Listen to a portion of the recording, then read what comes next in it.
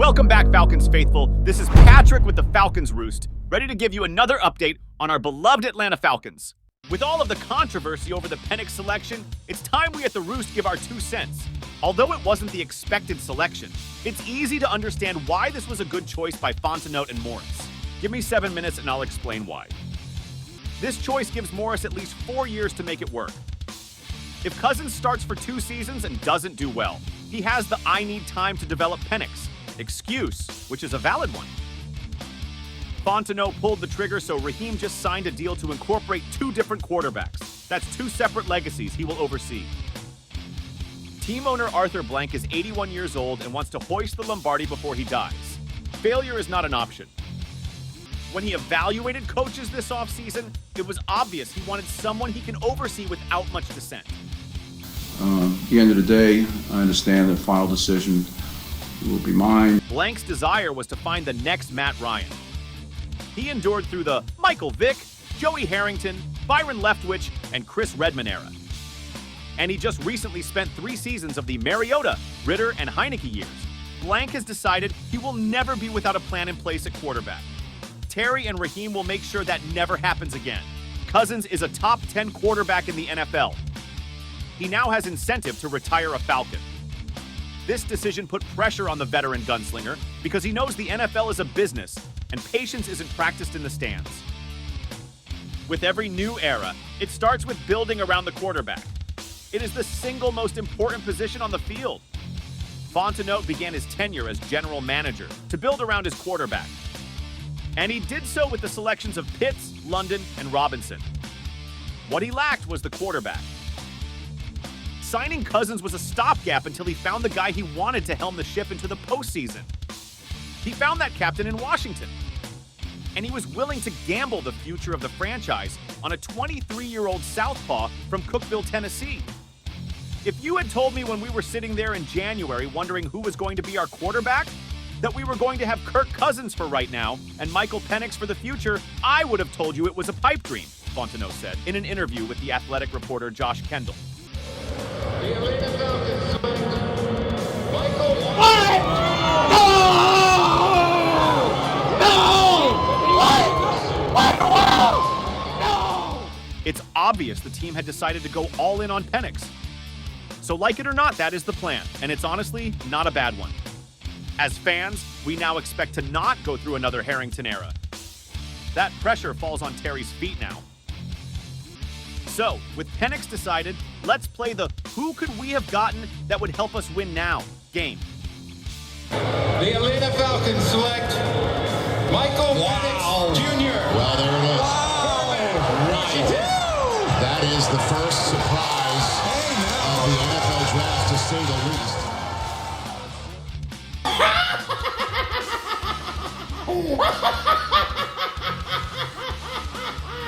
It's a tough one. The 2024 NFL Draft did not have a game-changer defensive player, and that was the Falcons' greatest need. In terms of defensive talent, this was an off year for game-changers. On the board was Dallas Turner, a solid but not great combine warrior who shrank in the shadow of departed edge rusher Will Anderson Jr. I know that was many people's consensus #1 defensive player in the draft, and when compared to prior drafts, it pales in comparison. Many believe the Falcons could move back and draft a solid defensive player, and that was likely true considering Latu was the first defender chosen at pick number 15. And he is the first defensive player selected in the 2024 NFL Draft. But doesn't that tell you a lot about the talent available? Had Atlanta moved up and selected Jaden Daniels, I believe less people would be as condemning. The issue was NFL experts underplaying how amazing Penix's career was because of his injury history at Indiana. And although it's a concern, Penix's past 2 seasons should have answered enough questions to validate him as a top 3 quarterback going into the draft. Penix led the 2023 Washington Huskies to an undefeated season and a seat in the 2024 National Championship game. Let me repeat that. Penix led the 2023 Washington Huskies to an undefeated season and a seat in the 2024 National Championship game. Washington, not Alabama or Ohio State. Washington.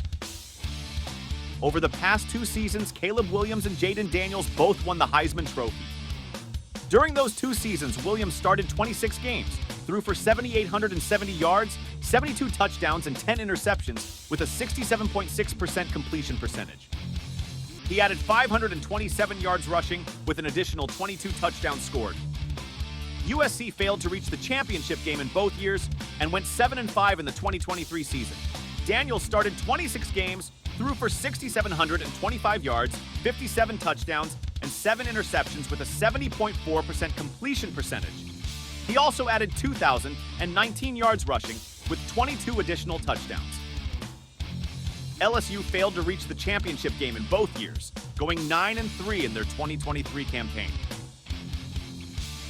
Penix started 28 games, threw for 9,544 yards with 67 touchdowns and 20 interceptions with a 65.4% completion percentage.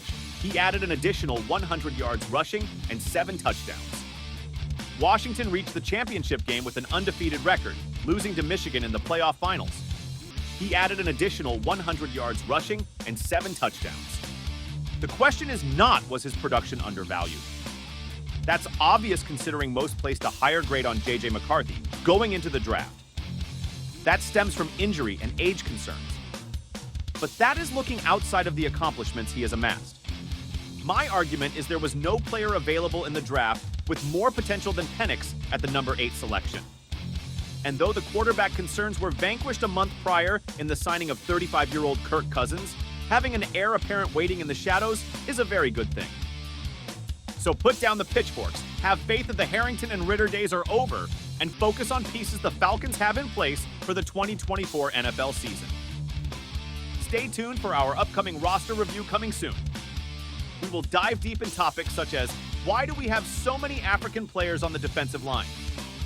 Are all of the linebackers white guys? And what second or third year players are ready to step into the limelight? Until then, be sure and hit the subscribe button to stay on top of all your Falcons news.